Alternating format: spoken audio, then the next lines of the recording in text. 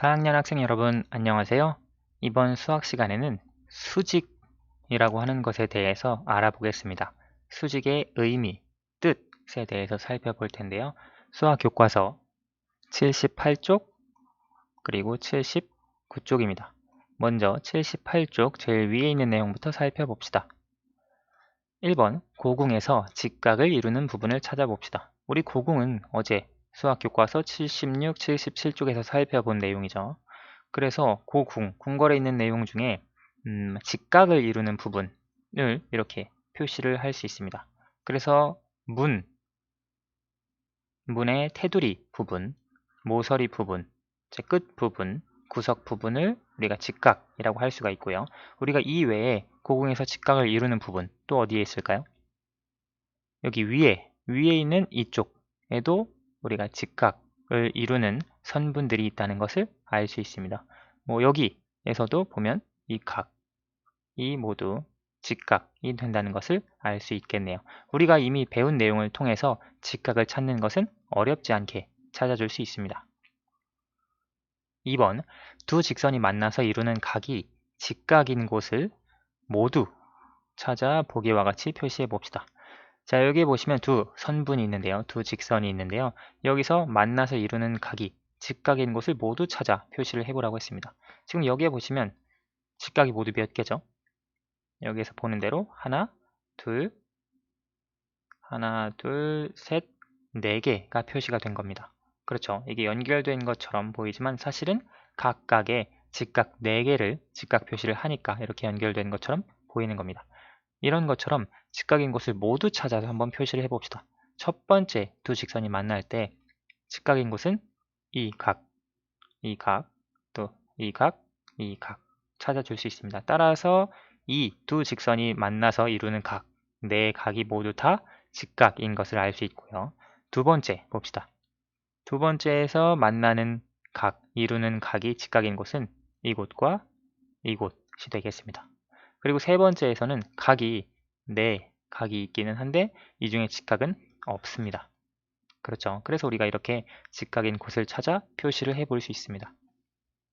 직각을 찾는 방법은 우리 지난 시간에도 혹은 예전에도 공부를 했지만 삼각자를 이용을 해서 찾아줄 수도 있고요. 삼각자의 직각인 부분과 모양이 같은지, 각의 크기가 같은지 확인을 해줄 수 있고 혹은 각도기를 활용을 해서 각의 크기가 90도가 나오는지 그러면 직각이 되겠죠. 그렇게도 활용을 해줄 수 있습니다.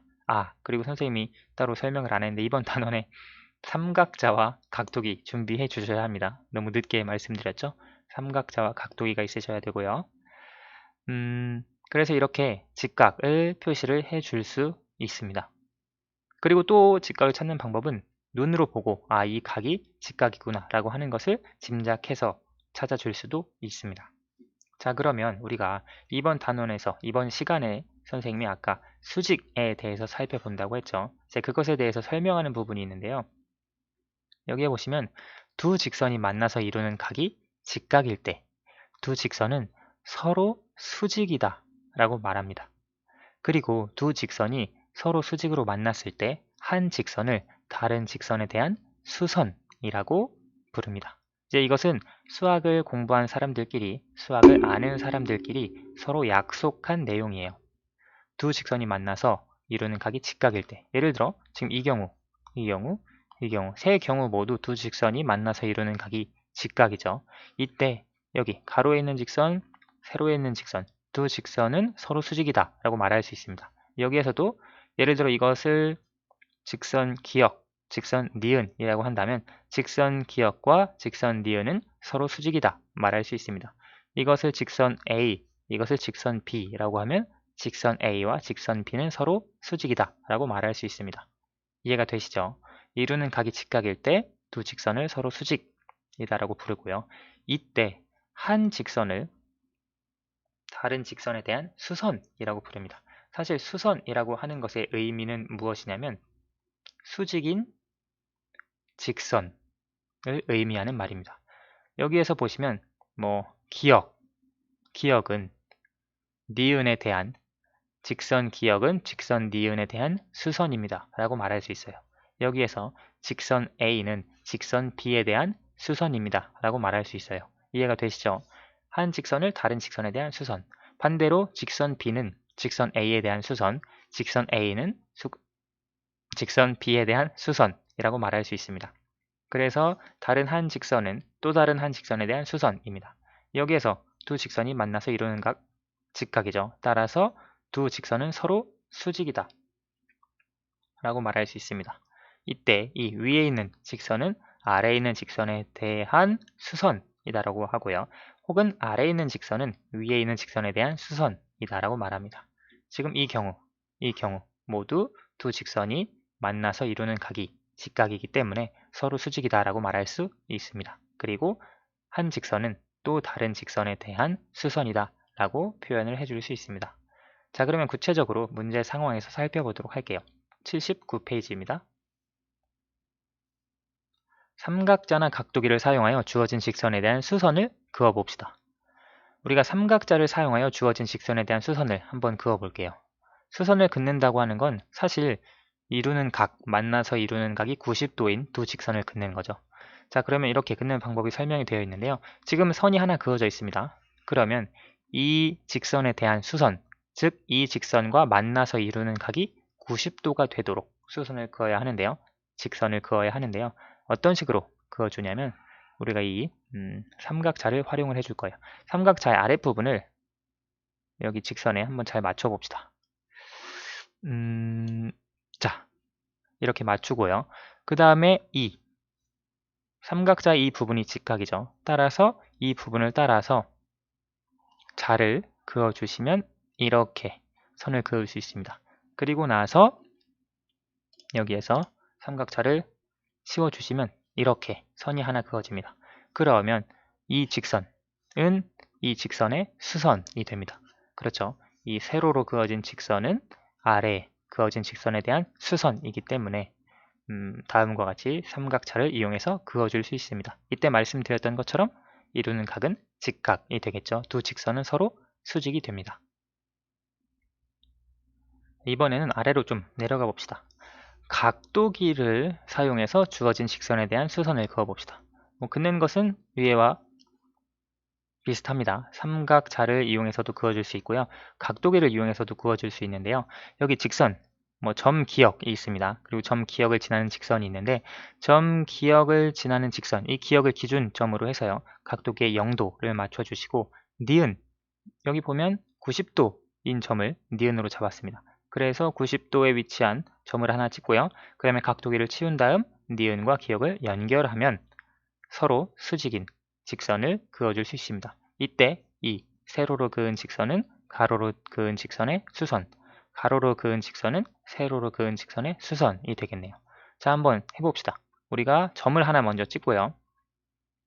A라고 해볼까요?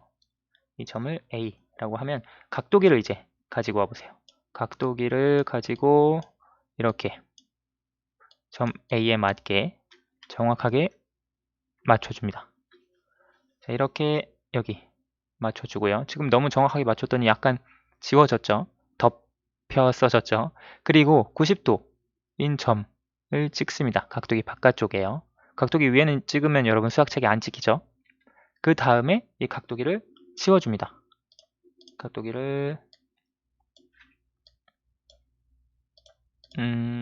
치워주고요. 그 다음에 찍힌 두 점을 이렇게 연결을 해주면 이 두 직선이 수직이 됩니다. 즉, 이 직선은 이 직선의 수선이 되겠죠.